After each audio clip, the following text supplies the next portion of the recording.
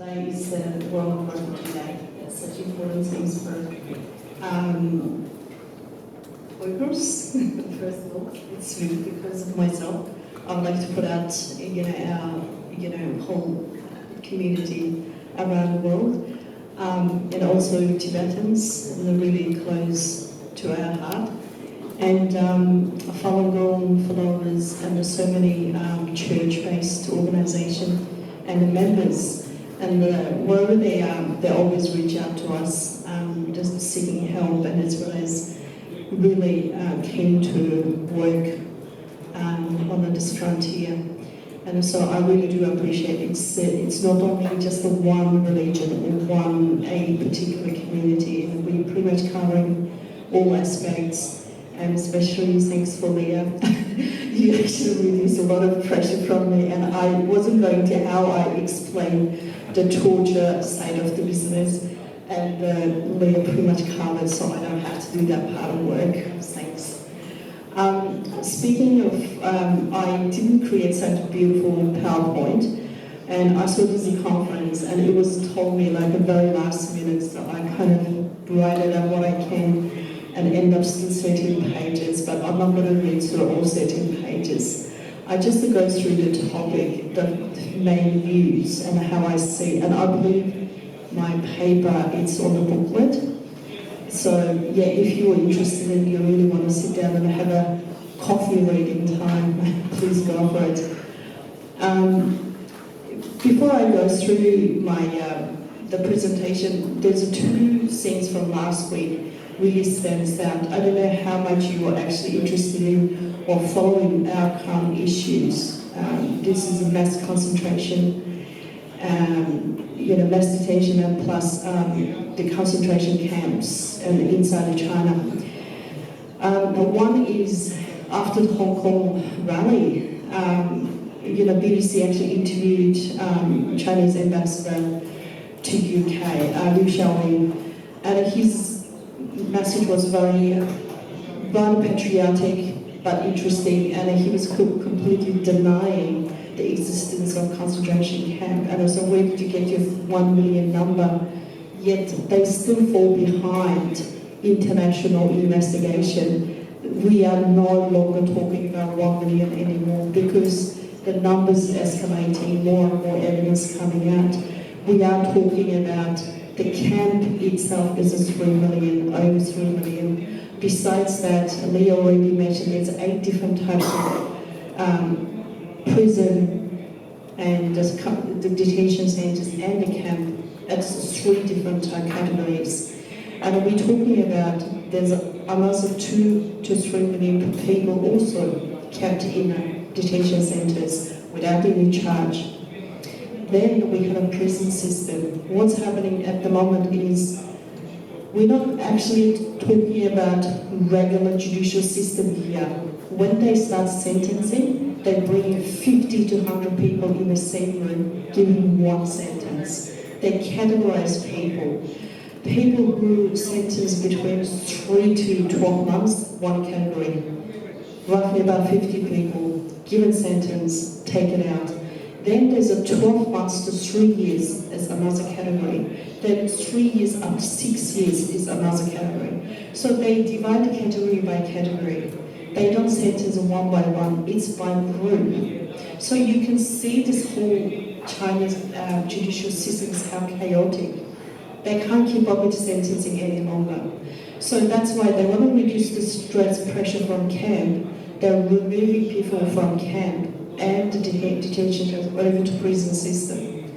Now, I think if you really look into some really good studies from ASPI, Australian Security Institute, it's part of the Defence Research, they come up with a brilliant map, and they mapped the existing, or rather we can see with eyes, with a satellite image, about 28 concentration camps. They put on the internet, the website, they create this very interesting interactive map. If any one of you here, if you have any information about the number 29, you can actually enter that information into this map. Very interactive. But in our research, our investigation within our community, we're not talking about 28 camps here. There's so many camps actually on the ground. And also they moved the neighboring province, so like Gansu, Ningxia. And the camps over there, so we're talking about capacity 150,000, almost like a small city we're talking. In Chinese standard, that's a small city. And in international standard, and especially I came from Australia, 150,000 is quite decent medium-sized city in our standard. So if you think about it, one camp can sustain 150,000 people. Can you imagine how many people have to work in that center? And can you imagine the kids involved? And can you imagine the food, water, and the sanitation, hospital, all other facility has to come on. So this is not something like a simple operation or simple exercise we talk about. This is military exercise. If you don't mobilize at least another 50,000 people, you cannot manage that 150,000 people. If you mobilize 50,000 people, adults, and how about their families? So that's why they're building another brand new city in the middle of nowhere. So that's actually, once again, that's another image. Recently, they did discover in Gansu, but I don't think it was actually managed to put it up into existing database. So this is kind of the recent, very latest development situation. Now, despite all of that, I've been battling with the UN Human Rights Commission and as well as a few other departments for quite some time, trying to get their attention. And the counterterrorism deputy secretary, Vladimir Volkov, he decided to go to China. And that didn't go too well. And everyone outcrying, criticizing. Yet when they come back, the counterterrorism, the commission put up a little press release. It's absolutely soft. Literally nothing you can pick on from that piece of paper. But once again, UN really did let us down. And we are very disappointed, and as well as we don't know yet where it's going to go, the way it's UN actually, the handling current situation. But we are still intent to work with the different countries and within the UN, how we can actually regenerate that little power, collaborative, response, rather than just one country or one, this international governing system, which is UN. UN is not too helpful right now. So if you look at my the paper, there's a couple of things. It's the who are we? Why China is so interested in trying to get rid of us, and that they keep using the same word over and over again. Final solution. When did you hear that final solution? It's in the movie. That was in the Second World War. That final solution, that notion pop up. But China, when they're talking, when they're handling the Uyghur population, along with other Muslims in the northwest corner of China, that's what they're using. If they call this is our final solution. Whatever is the definition of final solution, more and more, when we look at the evidence we gathered, it is actually systemic genocide. And I put it out about 14, the fact, why do we classify this as systemic genocide? It has actually kick-started 20 years ago. No one noticed. And it was developed so sustainably, it's so steady, so gradual, and so slow as well. And eventually intensified starting 2016. Until then, no one actually really paying attention what was going on the ground. So we are Turkic language speaking people, and our population, based on our own scholars, we're roughly about 20 million people inside China. And other than 20 million, we have another nearly 4 million people in Central Asia, right across 5 states. And we also have about another 5,000 to 6,000 people and in different countries in Europe. We have another roughly about 5,000 population living in Australia, and we have just about over 8,000 in the United States. And we released the data shows roughly about 60,000 Uyghur population living in Turkey. So we're not talking about very small numbers of people here. It's quite large, decent numbers. Australian population is 23 million. So we are talking about one country's population here. So it's not like simply trying to get rid of 100 or 200 people. It's trying to diminish roughly about 23 to 24 million people. That's not small numbers. So we actually experienced twice in the history our own independence. Once is 1973, and the second time around we tried, that was 1944. China Communist Party managed to get in and signed the Yalta Agreement. That was 1949. Then pretty much agreed to give us autonomous rights. It was given in 1954. So we've been taken or merged into current Chinese territory. That was agreement between China and Russia at the time. Now, if we look at our geopolitics, we are, in a way, is a Chinese frontier. If they wanted to get access to Central Asia and beyond, and as well as Europe. So we're sitting in a very critical, important corridor. We're also providing this pathway for China to move their economy, military influence, and as well as their expansion from where they are now to move into Caspian Sea, Central Asia, and as well as Europe. And once they go into Central Asia and Europe, there's another, if you look at the Belt and Road Initiative, they're going through sea, already expanded to Africa. So very much they managed to cover 3 continents in the one go. So that's why it's our position, geopolitically, we are very critical. And if they constantly see that little disagreement or unhappiness or unstable situation in that corner, China will not be quite happy to spend so much money, doing so much infrastructure, trying to push out, yet leaving that really sensitive, yet unstable situation behind, which is looking at us as their enemies. So first of all, they have to do one for all, get rid of people, absolutely push them down to the ground, making sure they never rise again. So that's what's happening right now. And if I look at those few factors I put it in, from 2016 onwards, that's when Belt and Road Initiative became really intensified, pretty much expanded to roughly about 40 countries. They started signing the agreement and all of that. At the same time, what's happening to us is current Xinjiang is completely cut off from outside.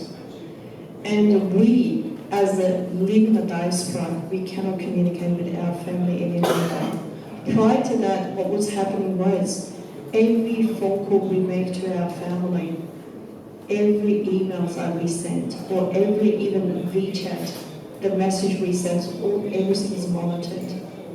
And if I ring my parents today, and I spoke to them, and we're actually very careful until 2016, very careful what we say, very careful with, we're making sure we don't put our family at risk, but that's why there's nowhere near, we will be talking anything politically sensitive topic. Even with that, and our family is still not safe.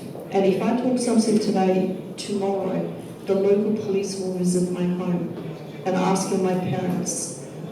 And so you have spoken to your daughter yesterday, and this is discussed. And I think We already told you so many times, and you need to reduce the numbers of phone calls you're receiving from overseas.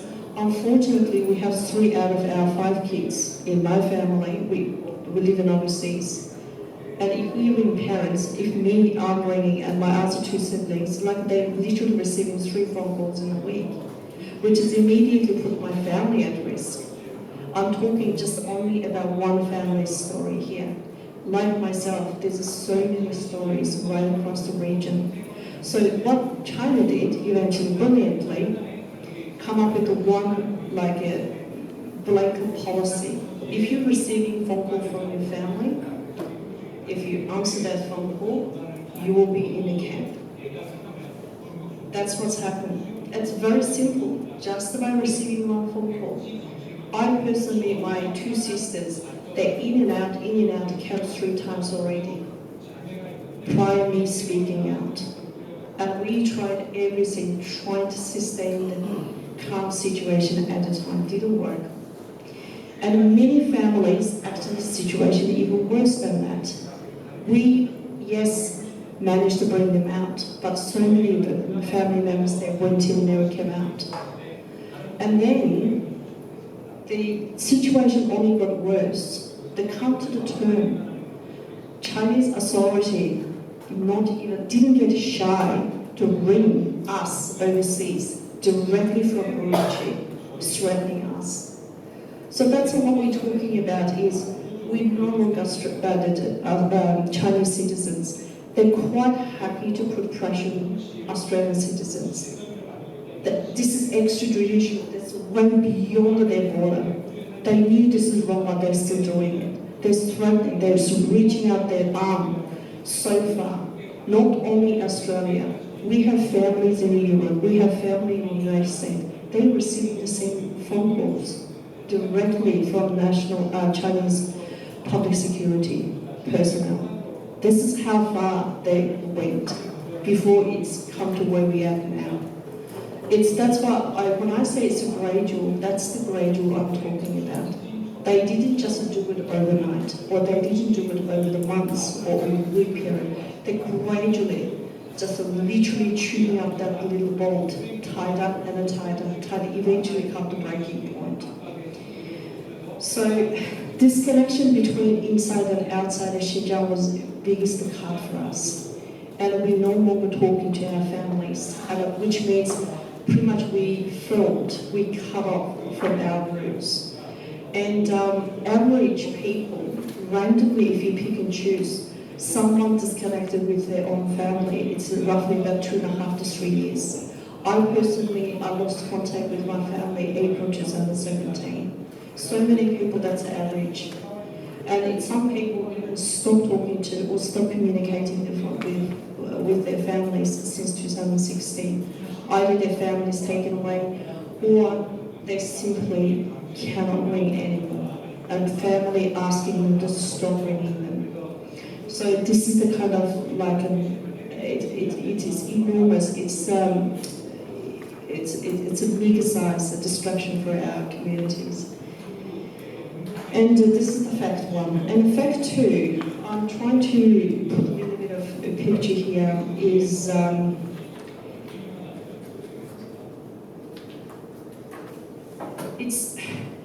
there's one thing, and wherever you go, there's legality issues here. And when we start campaigning, we try to explain to people what's the legal ramification of holding someone more than 24 hours, more than a week, more than 1 month in the prison-like system. And that's why when they say, yes, it is a camp, we know people been staying there months and months, even a year. And we knew, we are reporting, even up to 2 years. No one knows what's happening to them. Family members not allowed to see or do anything. And what the reaction from international community is, how is that possible?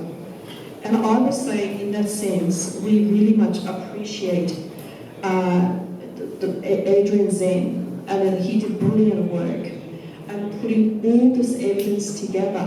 And the first and the most important, this estimate of 850,000 people was in that camp. That was back in 2017, the end of 2017, beginning of 2018. And still, that number actually took 3 months for international community to accept. Then there's another thing about the nature of that, the people taken into camp. They're not only just randomly taken, they're actually very specifically, very well planned, taking people into that camp. And until now, we have over 400 scholars, Uyghur scholars, all gone.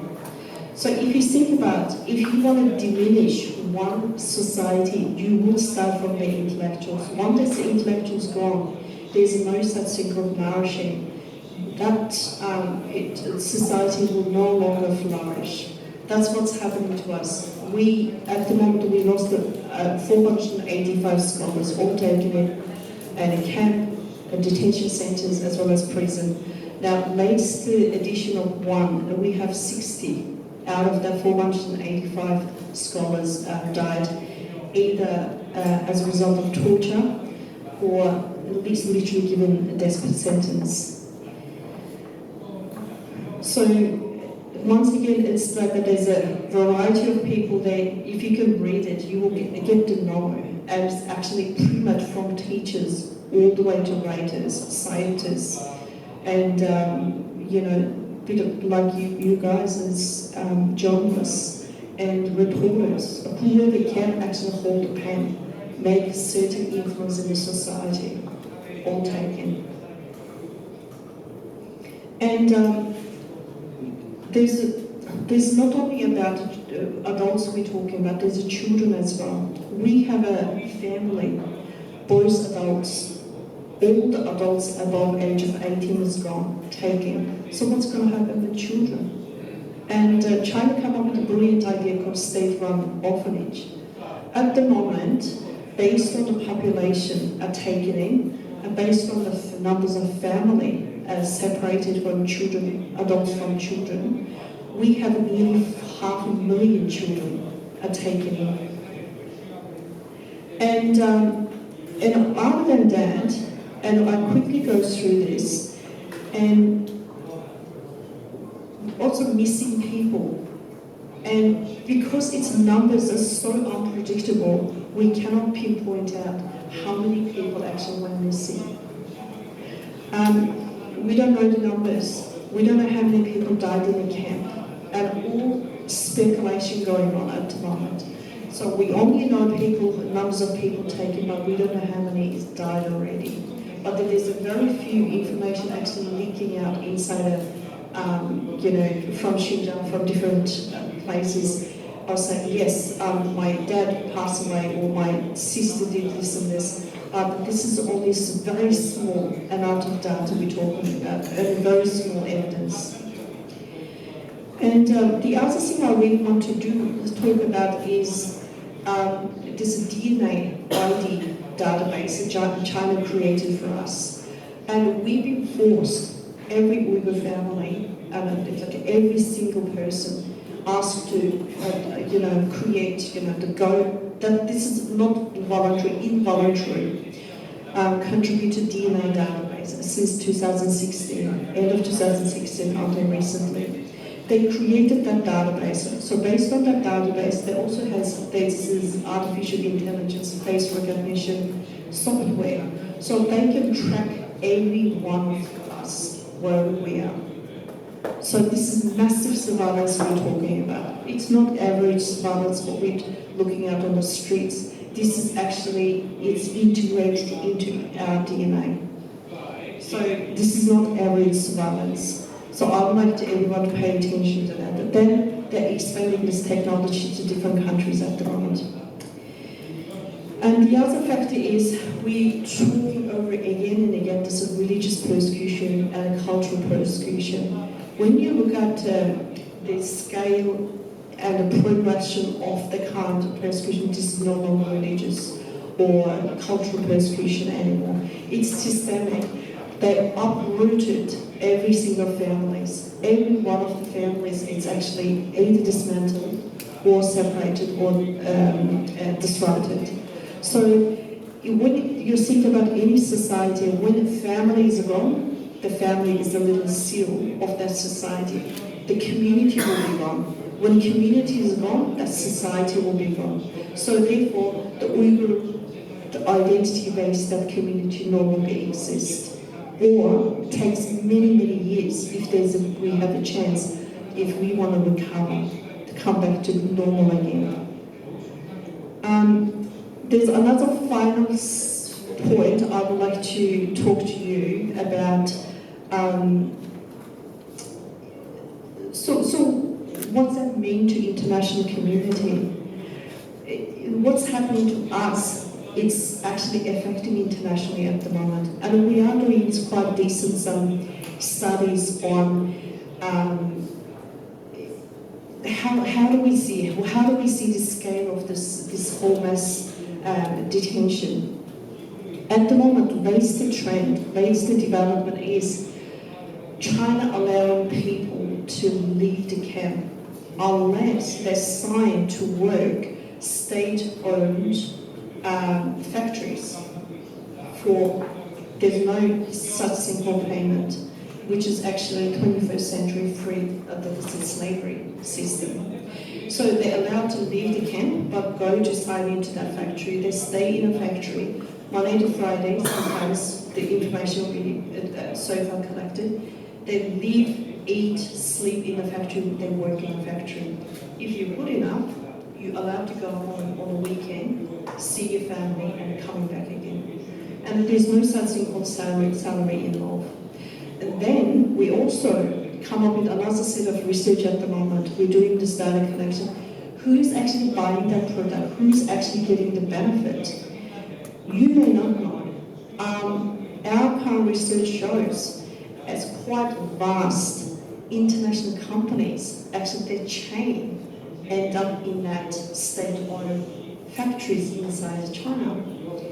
And we recently come up with a list of the IT companies, roughly about 36 IT companies who actually register different parts of the world, as well as in Australia, actually has engagement with inside China with those factories. And some of these IT companies, they even actually help them to establish and maintain the database and creating a whole surveillance system, even a camera. Some of the cameras actually technologies provided by Australian IT companies. And those things we're going to be pulling out. And we're asking international business community to take a note that are you still going to use slave labor in the 21st century? Are you happy to go back to the 19th century or even 18th century, go back to that slave labor orientated economy? And then we are getting some win-win situation here. And some of the factories and some of the business actually start cutting their connection with China, the cleaning out, and as well as they no longer be part of that chain anymore, and as well as they're really looking into the investment as well as the production line, how much actually China involved in that production line. And we even, some of the fashion brands like you may know here, they're called Gap, H&M, Adidas, sports, a couple of other sportswear, and as well as Forever 21, this women fashion, so on. List goes on. They all have the chain inside Xinjiang, as well as they actually utilize or use just a slave labor in their factory. And even hens, if anyone wants to buy hens and kitchen or even tin soup, you never know that probably made in the slave labor, the factories. So when you buy things in the near future, please watch out where it's produced and which chain line, actually who produced. So we are actually really putting out these messages to all the business companies internationally, letting them see, are you going to contribute continuously Chinese way of mass destruction in a way, and as well as 21st century largest atrocity and systemic genocide of Uyghur and other Muslim communities. Thank you.